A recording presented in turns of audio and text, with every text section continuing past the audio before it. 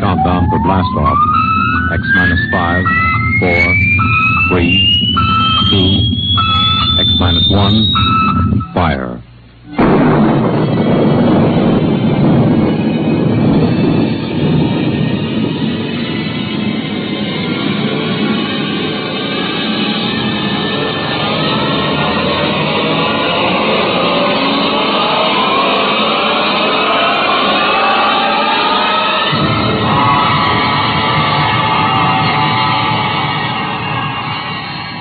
From the far horizons of the unknown come transcribed tales of new dimensions in time and space.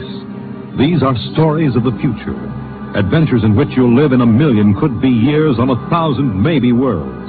The National Broadcasting Company, in cooperation with Street and Smith, publishers of astounding science fiction, presents X minus 1.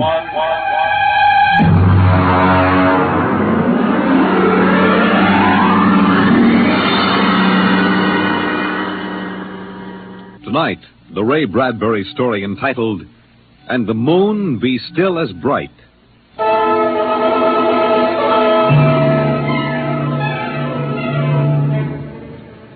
The first 3 expeditions for Mars left Earth in a mushroom of flame, arced through the atmosphere, and finally dwindled to tiny specks in the big eye of the Mount Palomar telescope, and then were lost to sight forever. The prearranged landing signals flashed back to Earth, and then the radios went dead. One after the other, ships had disappeared and were never heard from again. But still the rockets came. The 4th expedition emerged from the silent gulfs of space, angled down toward the floating red disk of Mars, down into an orbit as the order came to land. The last blast of the bow jets broke red against the blue desert sands, and the ship slid to a halt at the edge of a vast city that reflected the icy glare of the moonlight.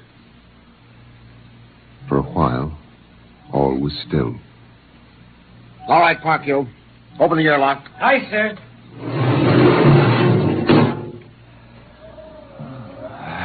Fresh air. Hey, it's cold out here. Who cares? We got here. I thought I'd never hit solid ground again. Hey, how about a fire, Captain Wiley? It's freezing. Later. We have work to do. Oh, smell that air. Why, you could get drunk on it. Say, there's an idea. Why don't we break out a bottle and celebrate? Biggs, there will be no drinking done till we're secured.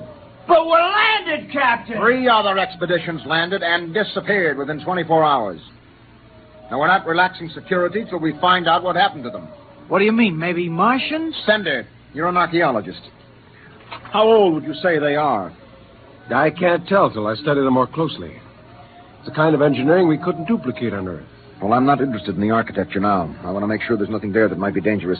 Mr. Hathaway. Yes, sir? I want you and Spender to take a reconnaissance party into the city and find out what's there.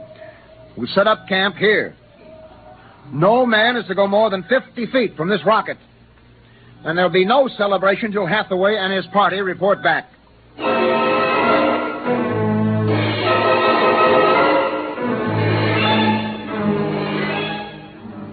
In the sea bottoms, the wind stirred along faint vapors, and from the mountains, great stone visages looked upon the silvery rocket and the small fire.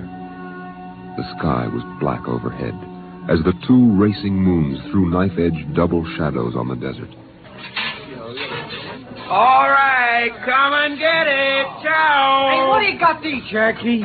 Sawdust, smothered in cold chicken fat. Good. I thought it was something I couldn't eat. Hey, Captain. Mr. Hathaway's back. Oh, Captain Wilder. Oh, yes, over here, Mr. Hathaway. Well? Most of the city's dead. Spender says it's been dead a good many thousand years, but we found one part about a mile over What toward about it? People were living in it last week, sir. People? Martians. Where are they now? Dead. We found bodies, thousands of bodies. They hadn't been dead more than 10 days. What did they die of? You won't believe it. What killed them? Chicken pox. Chicken pox? Yes. Where could they get chicken pox? From Earth. Oh, then the other rockets did get through. Yes. I don't know what the Martians did to them, but I sure know what they did to the Martians. They gave them chicken pox and wiped them out. They just didn't have any resistance to an Earth disease. Think of it, Captain. A race builds itself for 1,000,000 years, refines itself, does everything it can to give itself respect and beauty, and then it dies. Of what? It's like saying the Greeks died of mumps or the proud Roman Empire collapsed because of athlete's foot.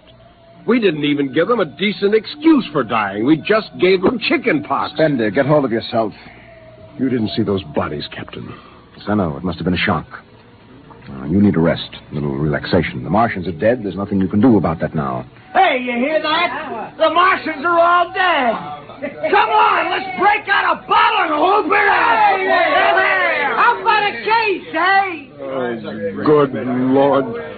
They have to do that now? Isn't there time later to throw old beer cans into the canals? Bender, you're an idealist. They're not. All they know now is that they're safe. Little shouting won't hurt. You think too much. I was safe on Mars. The first Earthmen on Mars. We gotta celebrate. Yahoo!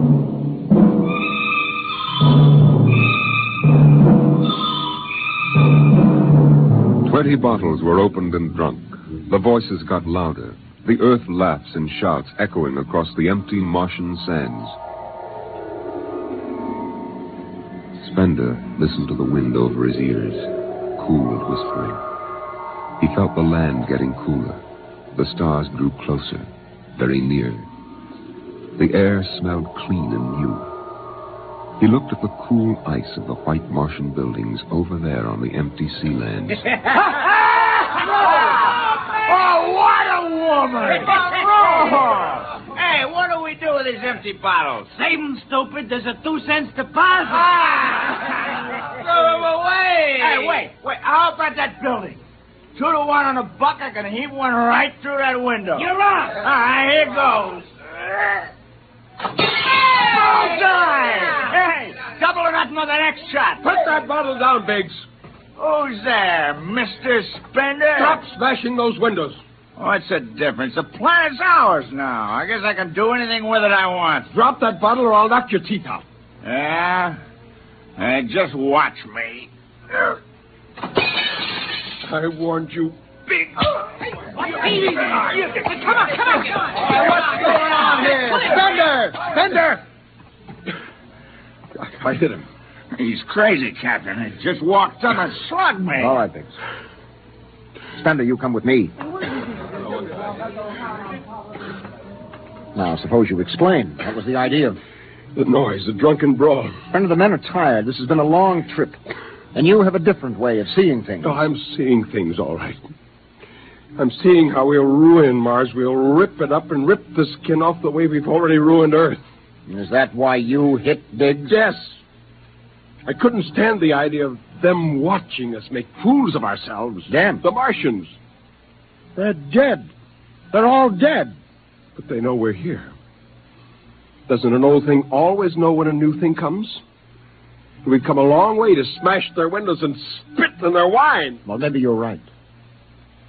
But I'm still going to fine you $50 for that fight. Now, come on, Spender. Suck in your chin.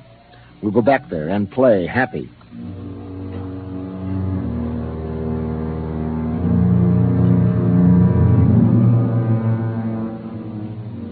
Now they moved out into the moonlight across the desert. They made their way into the dreaming, dead city. The light of the racing twin moons glinted on the barrel of a pistol, the long blade of a machete, the round, gurgling shape of a raised bottle. The wind blew in from the dead sea bottom and brushed through the silvery wire filigree of the towers. Strange music drifted down to the double-shadowed streets, a thin, haunted music that played as it had played through the uncounted years of time. Nobody moved. The moons held and froze them. The wind beat slowly around them.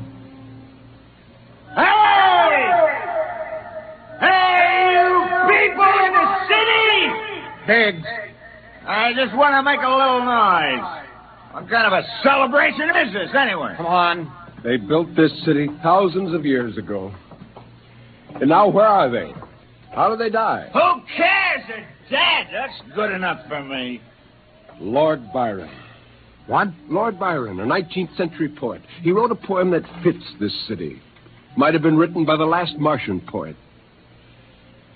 So we'll go no more a-roving so late into the night. Though the heart be still as loving, though the moon be still as bright. For the sword outwears its sheath, and the soul outwears its breast.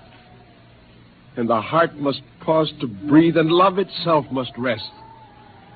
Though the night was made for loving, and the day returns too soon, yet we'll go no more a-roving by the light of the moon.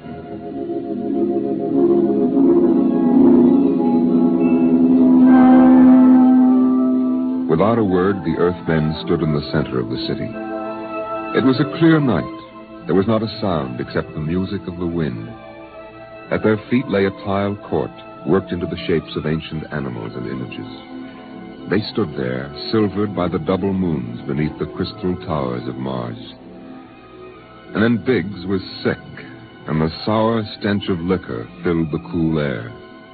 The men of Earth had come to Mars. And Spender turned and walked away into the city, alone in the moonlight, never once stopping to look back. It was a morning that might have been a Monday, or a Tuesday, or any day on Mars. Biggs was on the canal rim, his feet hung down in the cool water, soaking, while he took the sun in his face. Hey, what are you doing back here, Biggs? Didn't you go out with the search party? Yeah. I come back. I got a blister. Oh, yeah. Here. What do you mean? Look. Look, Cherokee, see that? Anyway, I had enough searching. 4 days hunting for that screwball Spender. Didn't find him yet, huh? Oh, good riddance. Oh, my feet. I'm going to soak them in the canal. If I was Wilder, I wouldn't worry about that nut Spender. Let him go. He's a cracked pot anyway. He's a little foggy upstairs, I guess. Hey, why don't you take your feet out of that canal, Biggs? I gotta make coffee out of that water. Coffee? You call that stuff coffee? I had a motorcycle once that dripped grease that tasted better than that. Wait a minute, Biggs. Hey, look over there. Where? By that bush. There's someone there. Hey. It's him. Hey, Spender! Spender? He's coming over. Why'd he stay lost, that crazy jerk? Hi, Spender. Long time no see. Hello, Cherokee. I've been exploring some ruins. Oh, you and them ruins. You're like a dog in a boneyard. What's the matter? Why don't you just say something? Where you been? Up in the hills. What would you say if I told you I found a Martian? Oh, yeah? Where? Never mind. Let me ask you a question. How would you feel if you were a Martian and people came to your land and started to tear it up? Well, I know how I'd feel. I've got Cherokee blood in me. My grandfather told me a lot of things about the way they kicked the Indians around in the Oklahoma Territory. If there's any Martian around, I'm all for him. How about you, Biggs? They're dead. They're all dead. It's a good thing, too. Well, I found a Martian. Up in a dead town in the hills. I've been reading their books, and they're easy to understand. And I've learned their language. And then I found this Martian. And I brought him here, now. I don't see no Martian. I'm the last Martian. What did you say? Biggs, I'm going to kill you. Oh, cut it out. What kind of a lousy joke is that? Now, don't put that gun away. You're kidding, huh? Spender, you're... He's dead. You killed him. You can come with me, Cherokee. You're an Indian. You know how the Martians would feel. You can be with me in this. You killed him. You just killed him. He deserved it. You're crazy. Maybe I am. But you can come with me. Come with you for what? Go on, get out of here, you crazy murderer. Of all of them, I thought you'd understand. I thought you'd remember what happened to your own people. You get out of here, you crazy murdering. Don't reach for the gun. Spender.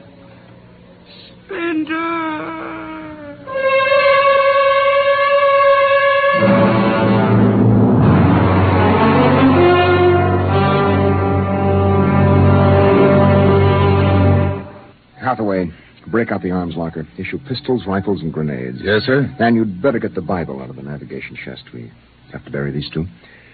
Parker, you start digging a grave, How about Spender? We'll have to go up in the hills and find him. Just let me at him with my bare hands, a crazy murdering louse. That's enough, Parkhill. Man is sick. He must be. Sick, my eye. He's That's enough. Now grab a shovel and start digging.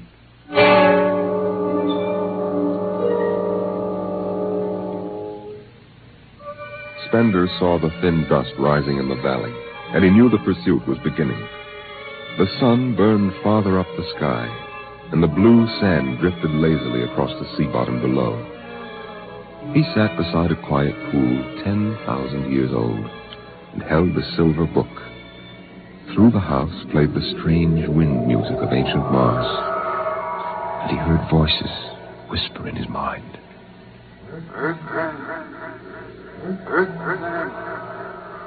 I hear you. I've always heard you, even down there on Earth. No, I won't run. What's the use? Live, Earthman. Live. Live? What for? To see them tear down your temples and put up hot dog stands? Run. They've seen me now. They know I'm up here. Live. There's Wilder now. I've got him right in my sights. Kill, Earthman. Kill. Funny, he hasn't ordered them to use grenades. They could lob one right up here and blow me to bits. Yeah, maybe the captain thinks I'm too nice to be blown to bits. He wants my death to be clean. Just one bullet hole in me, nothing messy. And why? Because he understands me. Kill. The only one in the crew who ever did. Kill. Well, at least I can do the same for him.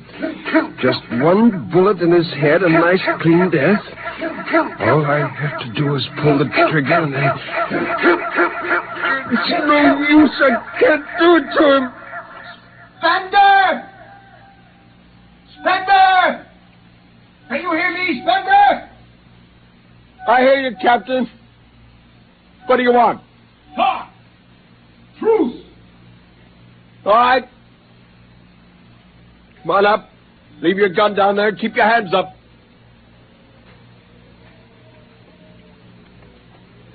Oh. That's quite a climb. You mind if I sit down? How long do you think you can hold out? Until you're all dead. Oh, why didn't you kill all of us this morning when you had the chance? You could have. I know. I got sick. After I started killing people, I realized they were just fools and I shouldn't be killing them, but it was too late. So I came up here where I could get angry again. Why did you do it? When I was a kid, my folks took me to visit Mexico City. Now, always remember the way my father acted, loud and big. And my mother didn't like the people because she thought they didn't wash enough.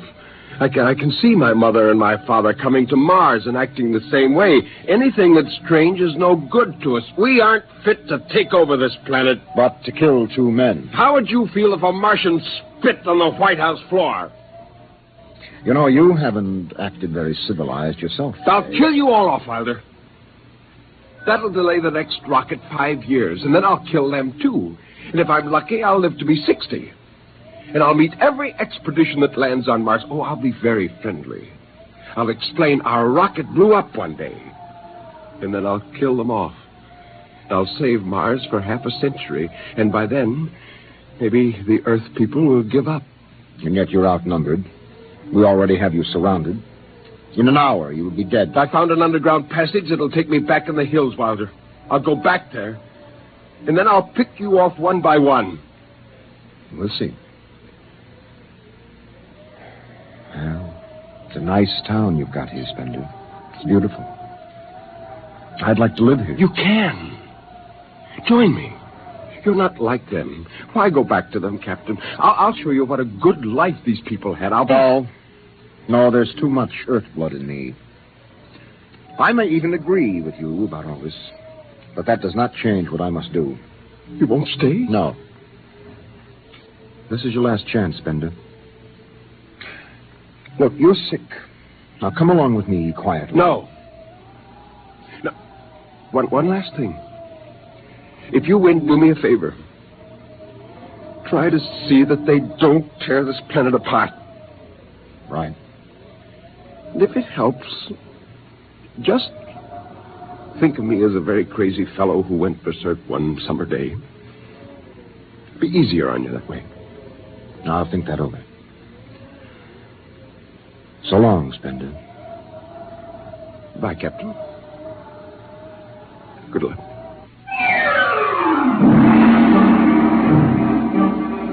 The men spread out again, walking and then running on the hot hillside places where there would be sudden cool grottos that smelled of moss, and sudden open blasting places that smelled of sun or stone. The men ran and ducked and ran and squatted in the shadows. I'll blow his brains! Captain Wilder hugged the rock warmed by the sun. He gasped, for the air was thin and not meant for running. Spender lay at the top of a hill, and a gap in the rocks showed the white of his shirt against the shadows. Wilder looked at the towers of the little clean Martian village, like sharply carved chess pieces lying in the afternoon. He saw the rocks, and the interval between, where Spender's chest was revealed.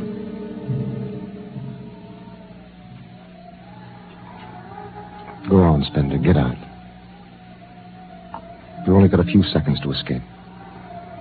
Go on, get out of the caves. Come back later. You go now. I've got to win this. I've got to think that I'm right and pull this trigger. Go now. Get out. I'll get him! A slug in the head, I'll blow his bloody brains! No, Parkhill! Put down that gun. I'll do this myself. Spender. Why didn't you get out? Why? Why? Why?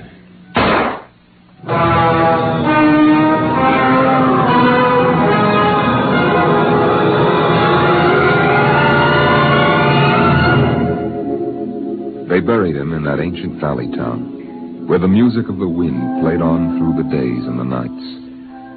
They laid him in an ancient silver sarcophagus with waxes and wines which were 10,000 years old, his hands folded on his chest. The last they saw of him was his peaceful face in the cold silver light of the racing twin moons. The captain found the poem in Spender's pocket, and he read it before he shut the marble door. So we'll go no more a-roving so late into the night. Though the heart be still as loving, and the moon be still as bright.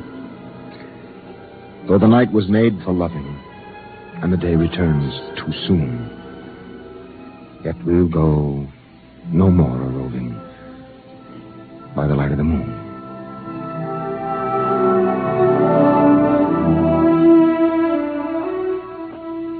The next afternoon, Parkhill did some target practice in one of the dead cities, shooting out the crystal windows and blowing the tops off the fragile towers. Captain Wilder caught Parkhill and nearly knocked his teeth out.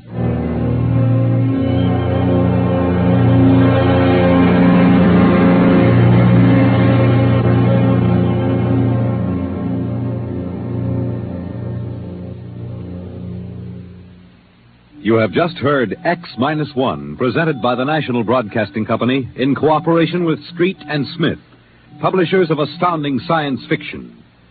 Tonight, by transcription, X-1 has brought you the Ray Bradbury story, And the Moon Be Still as Bright, adapted for radio by Ernest Kenoy. Featured in the cast were John Larkin, Clark Gordon, Dick Hamilton, Nelson Olmsted, Lawrence Kerr, and Stan Early. Your narrator was Norman Rose. Your announcer, Fred Collins. X-1 was directed by Daniel Sutter and is an NBC Radio Network production.